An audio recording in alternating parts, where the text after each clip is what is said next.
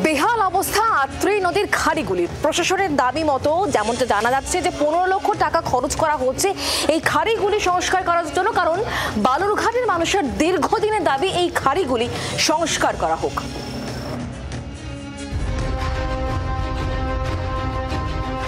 দক্ষিণ দিনাজপুরের বালুরঘাট শহরের বিভিন্ন প্রান্তে 4টে খাঁড়ি রয়েছে। প্রাকৃতিকভাবে এগুলি আত্রেই নদীর সঙ্গে যুক্ত। এগুলির উপরই নির্ভর শহরের নিকাশি ব্যবস্থা, কিন্তু সংস্কারের অভাবে দেখে বোঝার উপায় নেই এগুলি খাঁড়ি নাকি মাঠ। বালুরঘাট পৌর এলাকায় ডাঙ্গা খাঁড়ি, সিঁদুরপুর খাঁড়ি সহ আরও 4টি খাঁড়ি রয়েছে, যে খাঁড়িগুলির কোনো কালেই সংস্কার হয়নি, যার ফলে ঠিক এরকমভাবেই কচুরিপাড়া থেকে শুরু করে জঞ্জাল আবর্জনাপূর্ণ হয়েছে। কোথাও বা খাড়ি চুরি করে নিয়েছে সাধারণ বাসিন্দারা, তারা খাড়ির উপরেই বাড়ি বানিয়েছেন, এমনটাই অভিযোগ করছেন স্থানীয় বাসিন্দারা। জমি বেদখল হয়ে বসতি গড়ে উঠেছে, ছোট হয়ে গিয়েছে খাঁড়ির গতিপথ।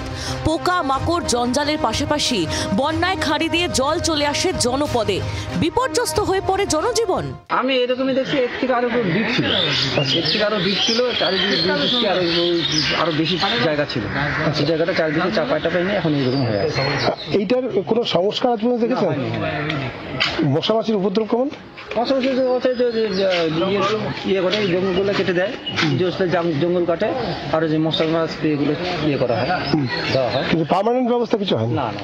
জলাভূমি হচ্ছে প্রকৃতির কিডনি, তো প্রকৃতির কিডনি যদি নষ্ট হয়ে যায় তো বালুরঘাট কেমন থাকে?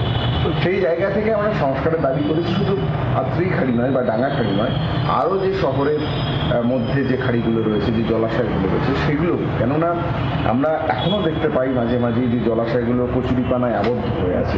এই সমস্যা থেকে মুক্তি পেতে আসরে নামে স্থানীয় প্রশাসন। বালুরঘাট পুরসভার তরফ থেকে জানানো হয়েছে, রাজ্য সরকারের তরফ থেকে খাঁড়ি সংস্কারে বার্ষিক 18 লক্ষ টাকা বরাদ্দ করা হয়েছে। অলরেডি এটা টেন্ডার প্রসিডিওর হয়ে গেছে, কিছুদিনের মধ্যে তার ওয়ার্ক অর্ডার দেওয়া হবে।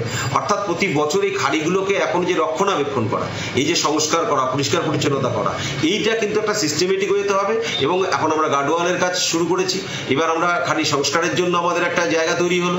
এবার আস্তে আস্তে এই যে বিউটিফিকেশনের কাজ, পাথওয়ে, বোটিং, ফিশিং, বিভিন্ন ধরনের যে ট্যুরিজমকে নিয়ে কেন্দ্র করে যে কাজগুলোকে করা, সেই প্রজেক্টগুলোর দিকে কিন্তু এখন আমরা এগোতে পারবো।